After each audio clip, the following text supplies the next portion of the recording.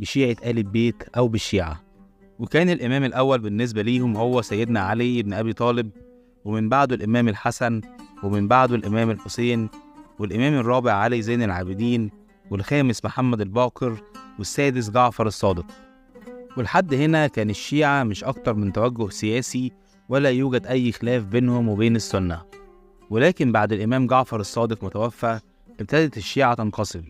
جزء منهم شايف إن هم يتبعوا في الإمامة موسى بن جعفر الصادق، ودول اللي اتسموا بعد كده بالاثنى عشرية. ومجموعة تانية شافت إن الأحق بالإمامة هو إسماعيل بن جعفر الصادق، الذي أوصى له جعفر الصادق بالإمامة من بعده.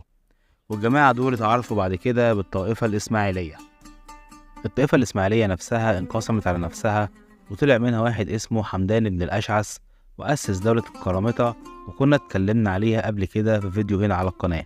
وقبل ما اتكلم عن الجزء الثاني من الطائفة الإسماعيلية